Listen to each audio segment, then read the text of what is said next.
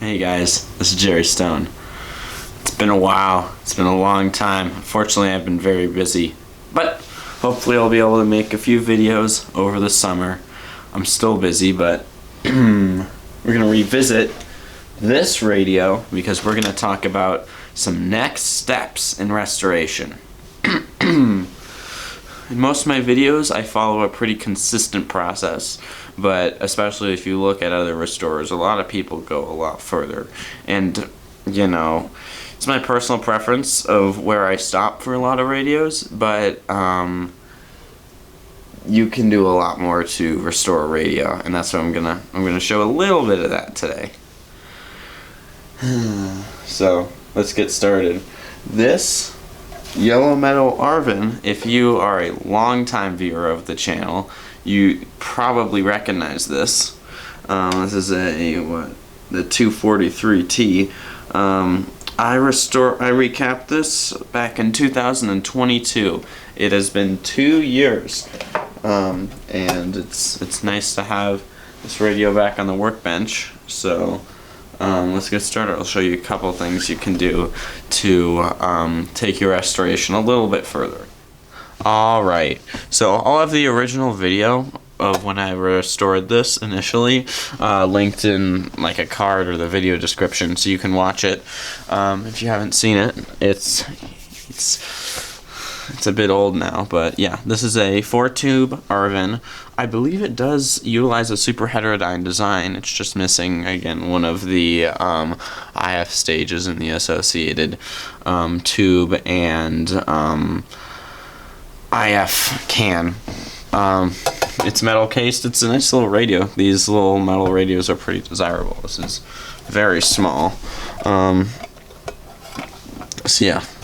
Back when I restored it, I replaced the capacitors, both the electrolytic and the normal like wax capacitors, the tubular ones, non-polarized ones. I replaced the line cord and the antenna lead. So today, we're going to do a couple things. We're going to give the chassis a physical cleaning. We are going to look for out-of-tolerance resistors, and we're going to give the radio an alignment. Those are some further steps. And there's the metal cabinet, and there's the chassis. Again, in really nice shape. So, also there's something up with the speaker. It makes some noise, so we'll see if we can clean that up or if we need to replace the speaker. Luckily, this is a permanent magnet speaker, so it can be replaced with something I have on hand. Obviously, you can also replace an electrodynamic speaker, but I don't have a small one of those on hand. Alright, so now we have the chassis. It's quite small. You can see the 4 tubes. What do we have here? 50L6, 35Z5, 12SA7, 12SQ7. We'll look underneath. Don't know why there's tape there. Let me rate the job I did here. Ooh. So this is 2 years ago. I've gotten better, I hope. The filter cans I would have hot glued to the chassis. This is a little bit sketchy. Should have actually, this is back when I didn't have heat shrink, so I just put something on that lead. I'd crimp this a bit. Ooh. Solder joints are fine. I do a little bit of this differently now, though. But no worries. Again, something about the hobby. I've gotten comments before. They're like, "Well, Jerry, you really shouldn't be doing this without like proper training, or you need to do this, or you're ruining it." And yeah, there's a learning curve to the hobby, and yes, you might ruin some stuff. But so what? I'd have to think radio restoration is a dying hobby, so even if you don't start out perfect, I think it's valuable to bring new people to the scene. So that's one of the big intentions of my channel and my content.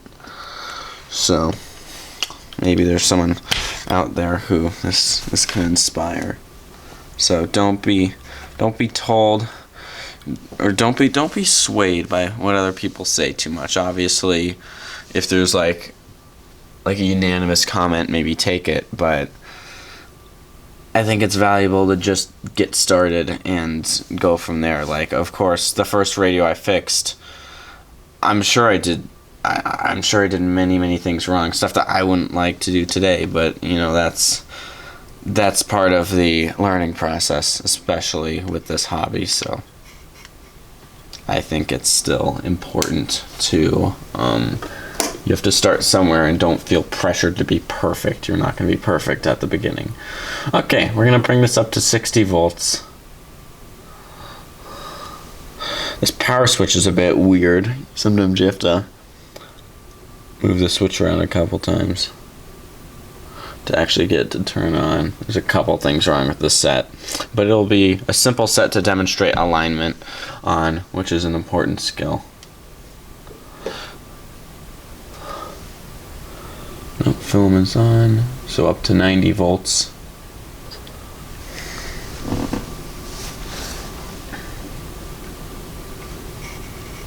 And this is a floating hot chassis, which means one side of the line cord is capacitively coupled to the chassis. Obviously, I'm using this through an isolation transformer, which is something I recommend you get.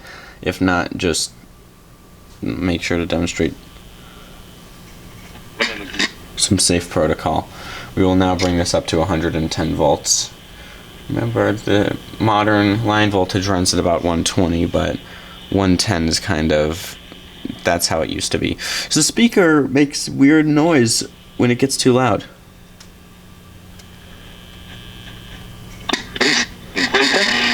And as a 4-tube radio, it's not going to be very sensitive, but you know. Where's KOA? 850.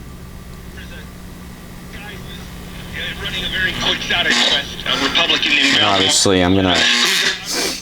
Woo! I like this guy. That's I'm just gonna hold the antenna. That means I'm basically capacitively coupling my body to the antenna.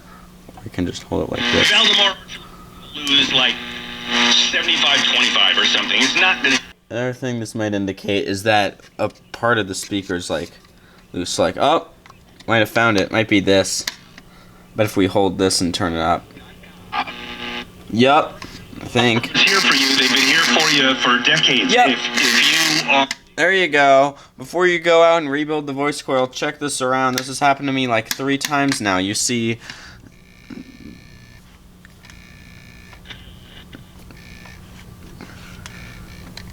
you can see how this is coming out. It's coming off around the edges. So that's why the speaker's rattling. Good, we don't need to replace it. Alright. We're going to align this now. So what does an alignment do? Well, there are many adjustments on a radio, right? One is the tuning capacitor, which, again, there are people who can explain a super heterodyne circuit much better. But we have the tuning capacitor, and then we have the IF coils, and then the local oscillator, which is kind of set. But these different adjustments can basically help you hone in on frequencies better, quite obviously. Again, radio gets very complicated very fast, and I need to study these circuits. But essentially, you will increase your radio selectivity and sensitivity if you're able to align these cans. So there's usually a control on the top. You can see 2 flathead screws, and there's a control on the bottom. Not on this one. Sometimes there's a lug on the bottom. That one, I don't touch that one as much, but on the top, yeah. Some people think those screws hold the can together, and it hurts me a little bit when they just unscrew it and just completely destroy the thing. Anyway, a piece of equipment you have seen on my bench a lot is this ICO signal generator. This is like the most basic signal generator ever. You don't need anything fancy, but yeah. So we will have RF, external modulation, and usually we set this to 455 kilocycles. Oh. You want at the low end of the dial. And then we're going to tune for the strength of that frequency. And you just saw a spark there, so I remember this from last time. Some of these, this is why you want an insulated shaft, because you will short the, if you touch that with your screwdriver, you'll short it. So just put a bit of electrical tape around that. You see how it's the squeal's getting quieter?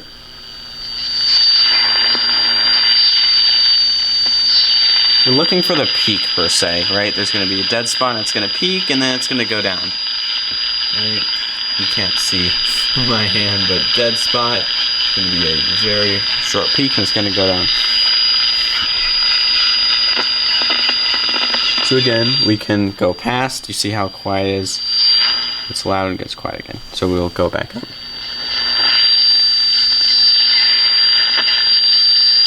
That's a good peak. Go to the other one.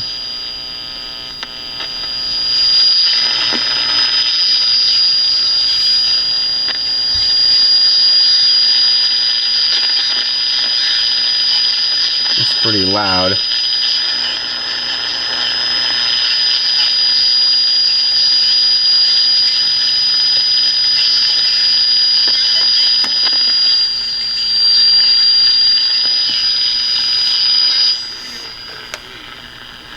Chip on the line, and you've never won it all before. Wow, we couldn't pick that up. The United States. So that was That radio needed an alignment.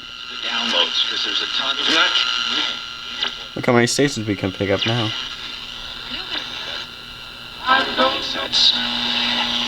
From Jeez, KOA. Alright, so there you go. Obviously, check the schematic because some radios, especially FM circuits, you need to tune on a whole different frequency on your signal generator, and you might need to go somewhere else. I know that most AM radios, it doesn't really matter with this one, it's 455 kilocycles, kilohertz, and it's at the bottom of the band, the AM band. But again, it'll be different, especially with FM and shortwave bands. But there you go. You see that we just tuned it for the peaks, and we got it to work. Well, we got to work better. It's more sensitive now. Alright, with that done, we're going to check out this power switch. You saw that it's weird. It's kind of like intermittent. So we are going to see, just to help identify.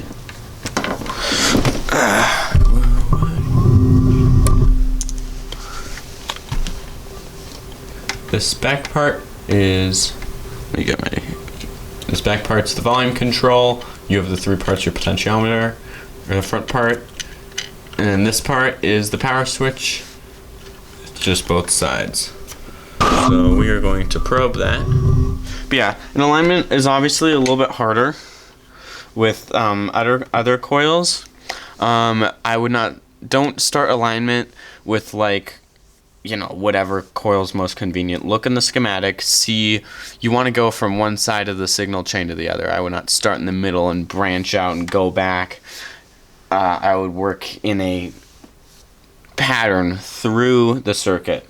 Like most AA5s are going to have 2 IF cans.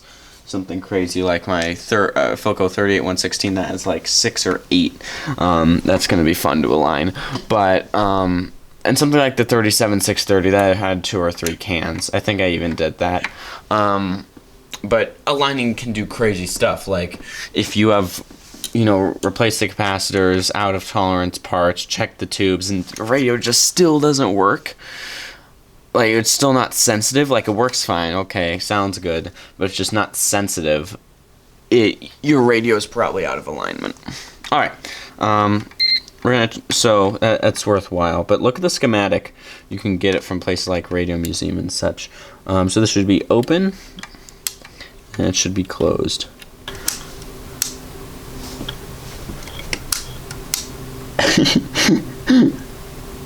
So we hooked the 2 leads up, obviously. I tested the switch and half the time when it turned on, I didn't hear the beep from the meter. There's no continuity. So we sprayed a little bit of Deoxit D5. It's a contact cleaner. Some people use WD-40. That's up to you. But now every time we turn it on, we have a good contact.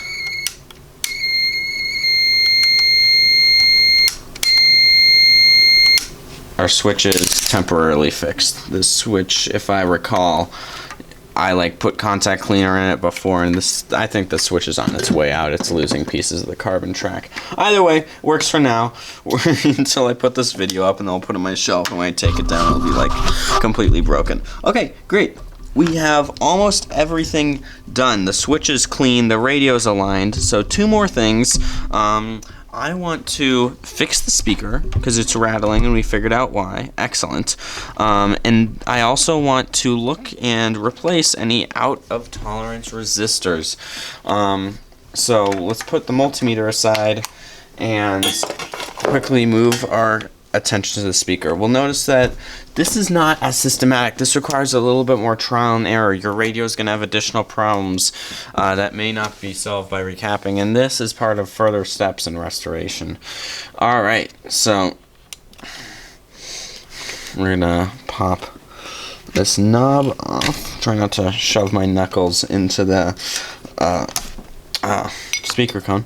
And then we'll see that okay, the bottom's glued, so I'm gonna get a little Sharpie here. It is unglued from here. No crap. Here to here. Alright, we got some super glue. I'm not a huge fan of super glue because it's scary stuff.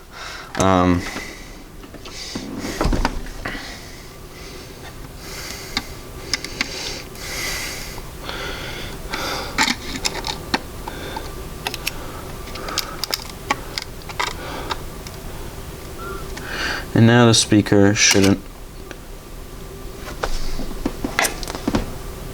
rattle. This cone was in perfect condition. I just pulled a Buzz 1151. Where did that paper even go? Yeah, I shot a hole right into the speaker. Yeah, this happens. Luckily, it's a little gash and it ain't too bad. Let's push the paper back in place.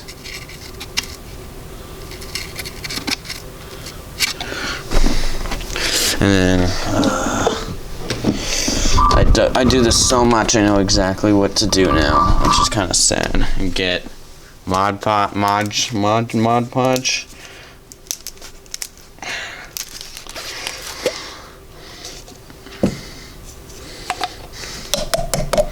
We dump a bit on the lid. We get a Q-tip. I use a Q-tip instead of a toothpick because it just distributes that flat. The Q-tip likes to come apart. Mod Podge, Q-tip. You're gonna just skirt it in the Mod Podge, twirl it around, and then roll it onto the speaker like this. And you want a lot, you don't want to be able to see the hole. So really soak it into the paper. Might get a little bit more to put on the top, and that'll drip down.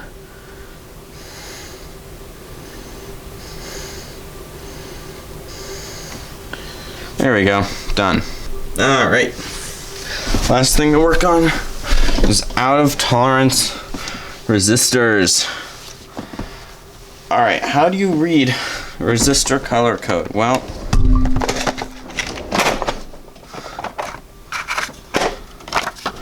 the first band, so there's going to be one side where the bands start immediately, one side where there's a bit of a gap. You start where the bands start immediately. First band your first digit, second band your second digit, third band your multiplier, fourth band doesn't matter, it's not on most of these. It's a resistance tolerance, it's like plus or minus 5, plus or minus 10, plus or minus 20, whatever. So we read starting here, we have brown, green, blue, right? That looks about right to me. Brown, green, blue. That means this is going to be 1, 5, 15 times 1 million. This is a 15 mega ohm resistor. 13.7 million ohms. Now, for a radio, plus or minus 10% is fine. So if we do a little bit of math, that means that would be 13.5 is your lower bound and 16.5 is your upper bound. This is intolerance.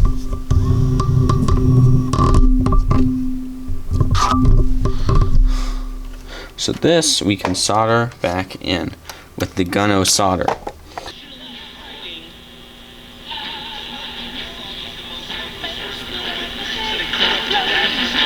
No selectivity. That's what you'll get from 4 tubes. Because Donald Trump did some stuff, and then get out there, advocate for your vision everywhere I go. And there you go.